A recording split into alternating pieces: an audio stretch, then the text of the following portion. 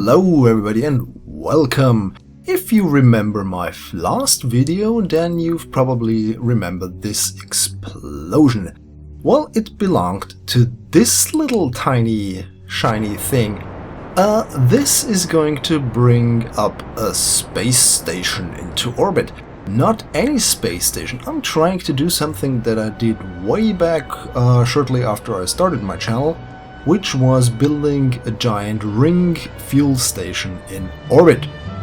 So I thought, well, I could do one better and make it even bigger than I did back then.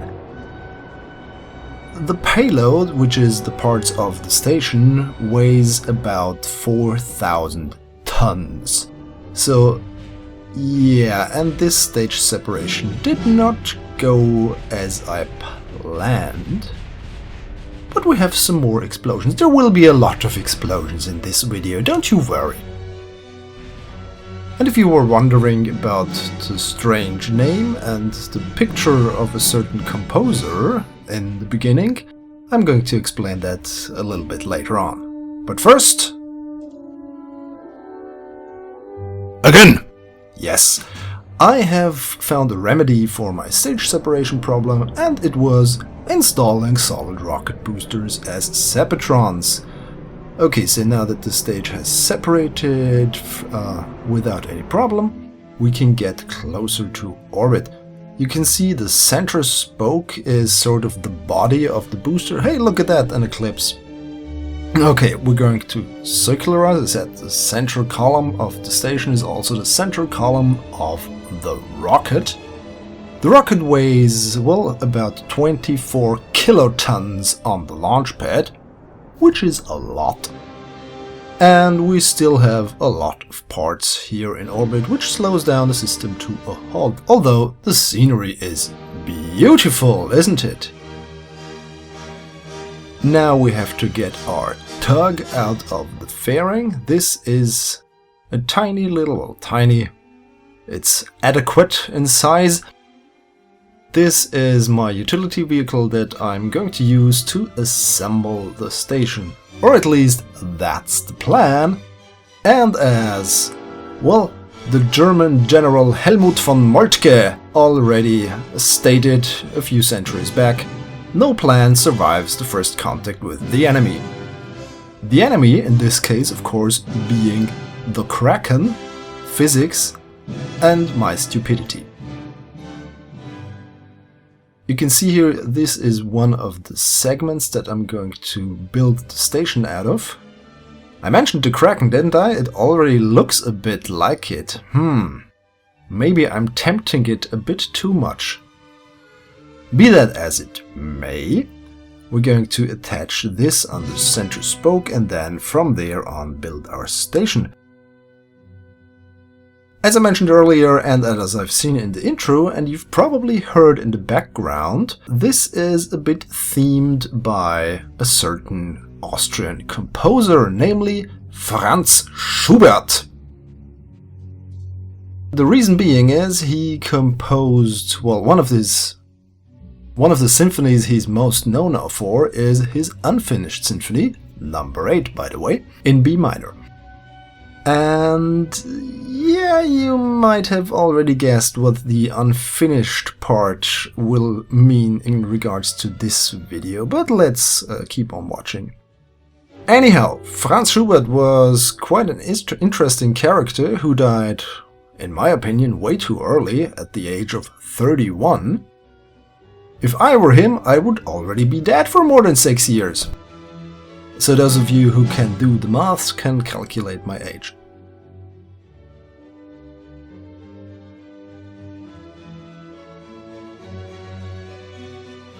So Schubert was living and working in Vienna.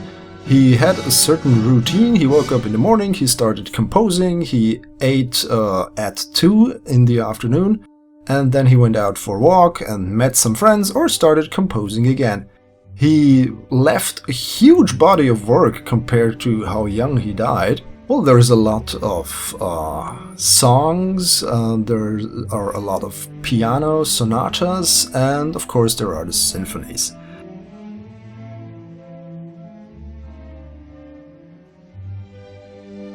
None of you may know that I have, well, a bit of experience in music. I was trained in classical piano for about 9 years, and therefore I know a bit about music theory, and yeah, I've heard about some of the specialities of Schubert, but I would not dare talk about them, since probably one of you is a really specially good musician or conductor or anything and will chew me out in the comments.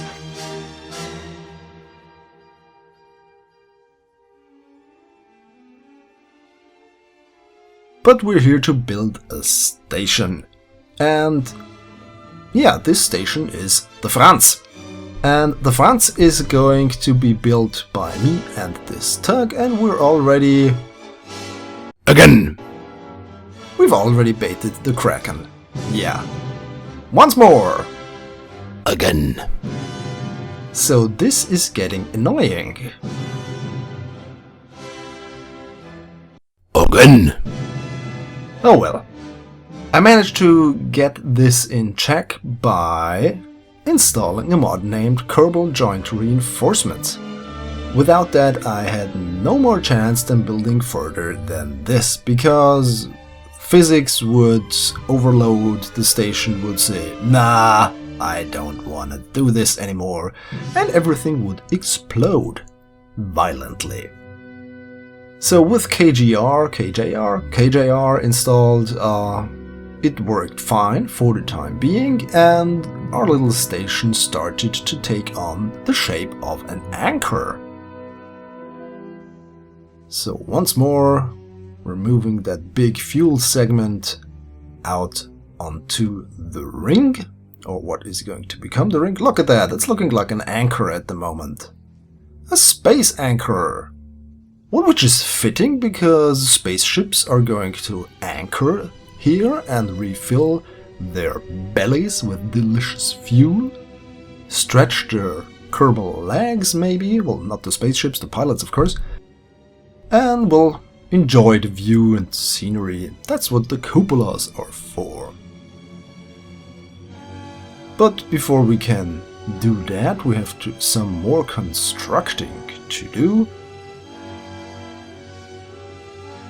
In reality, if there was such a thing like this station, which is, by the way, more than 100 meters in diameter, I might add, if there was such a thing as such a gigantic space station as this one, then it would be, of course, assembled in orbit. And probably the materials would not come from Earth, but from maybe an asteroid or the moon or whatever, because that would be way more efficient, at least in my little sci-fi adult mind. I've read an interesting book last year from Neil Stephenson, one of my favorite authors by the way, called 7 Eves. If you haven't read it, I'm not going to spoil it for you, I'm just going to tell you the outset, which is, and this is not a spoiler, this is basically the first sentence of the book, the moon explodes! And yeah, so what you gonna do when that happens, or what is going to happen when that happens, and the implications of that, and look at that beautiful scatterer and EVE and my engine light. Well, the engine light mod is not doing anything at the moment, but the visual mods I use, which you're always asking, are scatterer, environmental visual enhancements, and engine light. Other mods include the docking port alignment indicator, which is of course not a visual mod, and Kerbal Engineer Redux, which you can see on the top, also transfer window planner and Kerbal alarm clock. And look at that, we already have half a circle. Nice. Okay, we have way enough power and way enough RCS for this little utility vehicle to perform its duties. And yeah, as I mentioned before, in that 7 Eves storyline there's also a huge component about building stuff in space and how to get the resources and so on. And of course there's also a space station involved. And here we have docked. There we go, this is getting interesting. I really hope this works out in the end.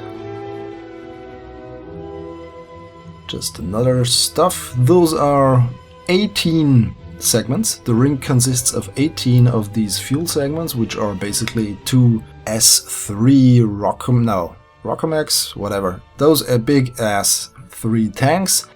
And some batteries and docking ports, and that's about it. So 18 of those modules, so we have 6-way symmetry on the main rocket and 3 segments in line. And we have already built quite the nice station there. So the plan is to build the ring as far as I can, then undock the leftover segments, launch the rocket again to get clear of the station so we have more space to build our station, and then attach the remaining segments that will be floating around somewhere, so I have to be quick. Okay, a lot of lights in here, so yeah, we don't have to worry about the dark side of Kerbin, of course. This was, well, a bit tedious, because about 15 minutes were necessary to get a segment, put it on the station, and get back to the next segment. So 15 minutes times 18 segments, you can do the math, so this was quite a lot. And yes, that's a nice dock. It would even have taken longer without that docking alignment indicator. And here I'm trying the first time to get rid of the rocket. And we still have 6 segments left, so I thought maybe this will work. But unfortunately, yeah, Franz is worried. No, this is not good. Franz is sad. Okay. Let's try to do this. Yeah. Oh well, so I decided, okay, maybe it was because of a symmetry issue, because the station was not really put together symmetrically yet.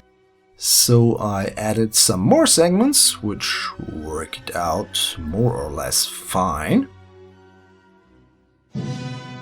So in the end there would be 3 segments left on the rocket, which I would have detached and then let the rocket drift away. And then, yeah, see what happens. So we're once more on the far side, dark side of Kerbin. And then we're going to attach this maybe final module? Well, final before we get rid of the booster or the rocket. Okay, let's get to the bright side. Let's have some light for this. I want to see what's going on here when I'm doing it. There is the sun. Good morning, sun. Okay, a little bit more. That's nice. Okay. I'm not going to use the decoupler, I'm using the docking ports to get the segments away from the rocket so they don't have that much inertia, because the decoupler would basically fire them away. And then, rocket, here we go. Please leave. And please stay in one piece. Oh no. Boom! And I got the rocket as well. And some part managed to get very far away very quickly. Danny? Are you here somewhere? Okay. I tried again without joint reinforcements, and that's what happened. And then I tried to adjust the auto struts that I had. Yeah, Franz is getting annoyed now. And yeah, that didn't work either. Boom! And once more we created a Kraken drive. So if you want to get stuff far out of the solar system, just build a 4,000-ton space station. Franz is angry. Franz won't be denied. So let's get this into orbit.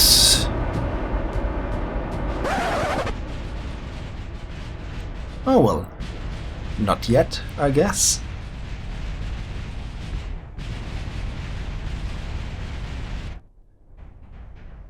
Well, this is curious. Okay.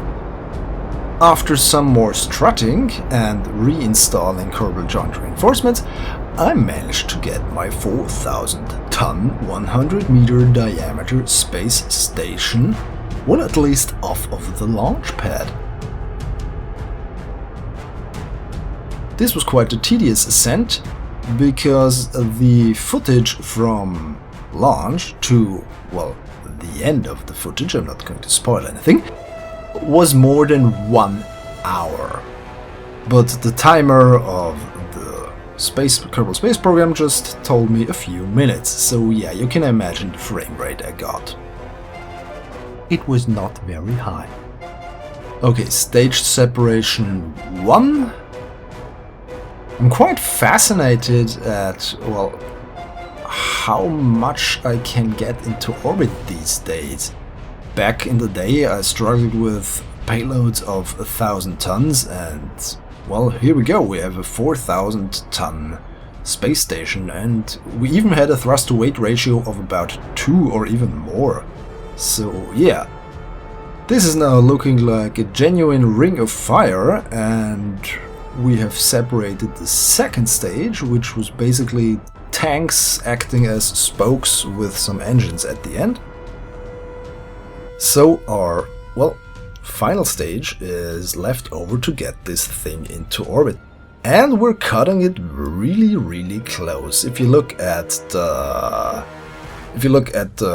delta V readout on the top of my screen, you can see there is not much left, and if I do some mistake, then maybe we don't have enough to get circularized. So I was kind of biting my fingernails at this point. But in the end, it turned out fine. Look at that, we're circularizing now. We're in the safe zone at an orbit of about 86 kilometers above sea level. And would you look at that? This looks actually quite good. Okay, let's let this drift away. And yeah, Franz is in orbit. Look at this. My 100-meter refueling station is now in service. Let's get some more lights again. There we go. And let's open up those docking ports. Okay, so a lot of ships can dock here. And we have a lot of power, but why not get some more? So there's also some solar panels for your enjoyment. So thanks for watching. Goodbye.